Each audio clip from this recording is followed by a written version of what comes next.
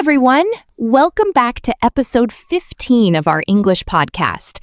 Last week, we talked about late-night thoughts, and so many of you told us the same thing. The hardest thoughts come after scrolling on your phone. So tonight, we are talking about comparison. Why we look at other people's lives online and suddenly feel like ours is not good enough. If you enjoy calm English conversations, please like, subscribe, and stay with us. Welcome back, everyone. Be honest. Have you ever opened an app just to relax and closed it 10 minutes later feeling worse about your own life? You saw someone's new job, new house, perfect holiday, or perfect body, and a quiet voice inside asked, "Why not me?" You are definitely not alone. Tonight, we will talk about that feeling gently and share simple ways to protect your peace. Leo, something I find interesting is that comparison does not feel like a choice. I do not decide, okay, now I will compare my life to this person. It just happens instantly. I see a photo, and within 1 second, my mind is already measuring my life against theirs. Why do you think our brains do this so automatically? Because humans have always compared themselves. It is how we learned where we belong in a group. But in the past, you compared yourself to maybe 30 people in your village. Today, you compare yourself to millions of strangers every single day on a small screen in your hand. So it is not a personal weakness. Your mind is simply using an old habit in a world it was never designed for. I think the biggest problem is that we compare our full life to someone else's best moment. I know my own tiredness, my failures, my boring Tuesday afternoons, and my private worries. But from them, I only see one bright photo with good lighting and a happy caption. That is not a fair comparison at all, is it? Not at all. Think about how a post is actually made. Someone takes 20 photos, chooses one, edits it, writes a caption, deletes it, writes it again, and finally posts it. That is not a window into their life. That is a small advertisement for their life. Behind that photo, there is still stress, doubt, and difficult days, exactly like yours. You are just not invited to see them.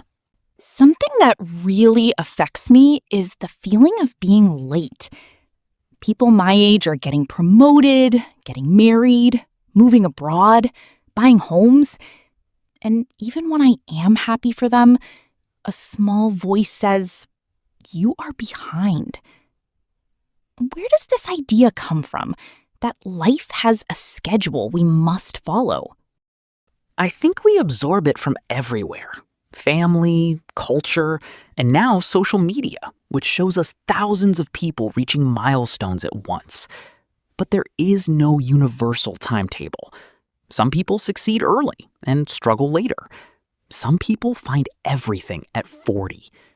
You are not behind in life. You are simply in a different chapter.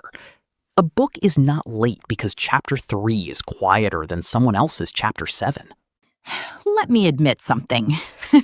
Sometimes after I post, I check the likes again and again. If the numbers are good, I feel confident. If they are low, I quietly wonder if something is wrong with me. It feels a little embarrassing to say, but I think many people do the same thing. Almost everyone does, so please do not feel embarrassed. These apps are designed to give small rewards, and our brains enjoy the attention. But here is the important part. A number cannot measure your kindness, your effort, your patience, or your growth. The people who truly value you are usually not the ones tapping a heart on a screen. They are the ones who message you when you disappear for a week.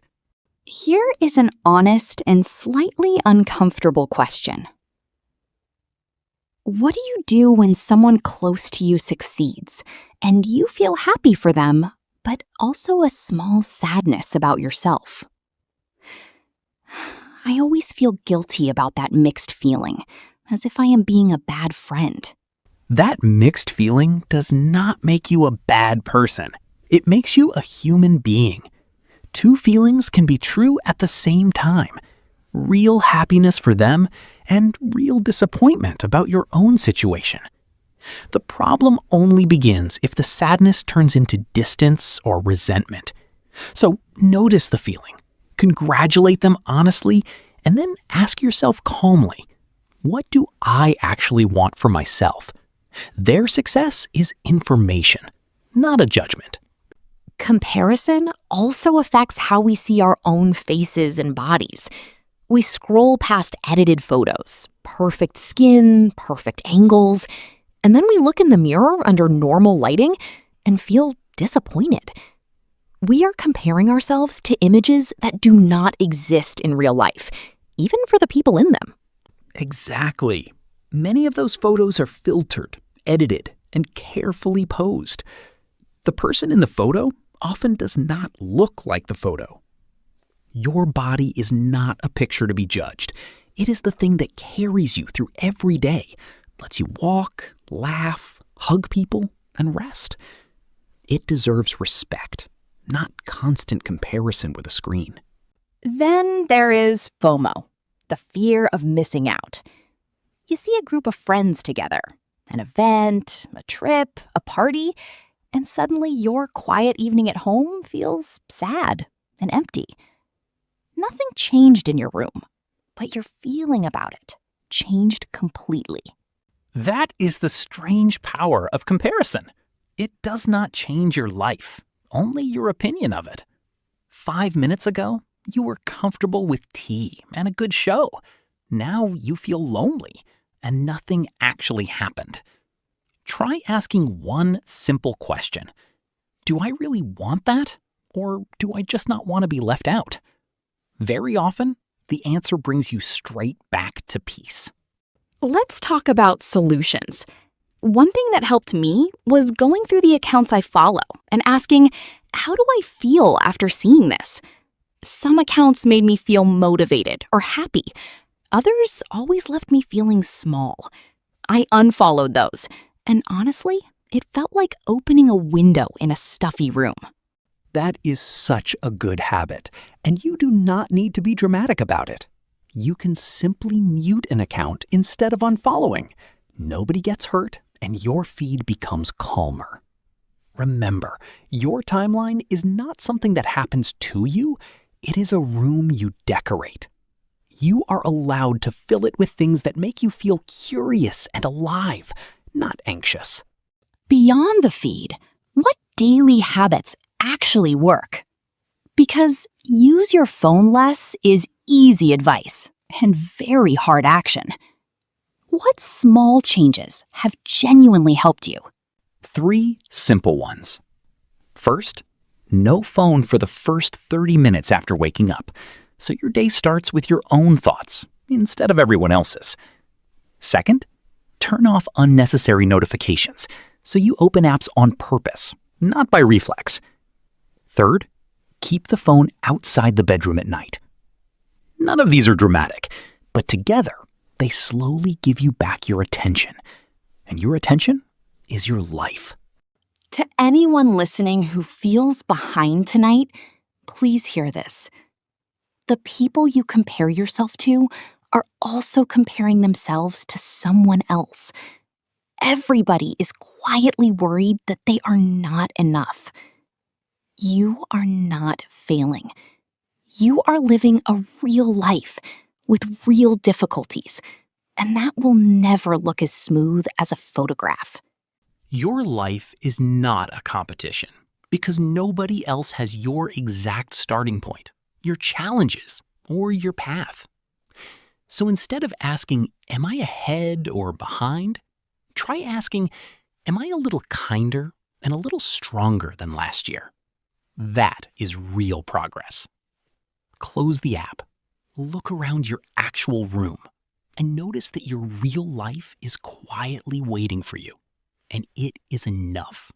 And that is the end of episode 15. Thank you for spending this time with us. We hope this conversation helps you look at your phone a little differently tomorrow. If you enjoyed it, please like the video, subscribe to the channel, and tell us in the comments, what is one thing in your real life that made you smile this week? Thank you for listening, everyone. Remember, your worth was never decided by a screen. Be patient with yourself, protect your peace, and enjoy your own chapter. We will be back soon with another easy English conversation. Take care, and we will see you in the next episode.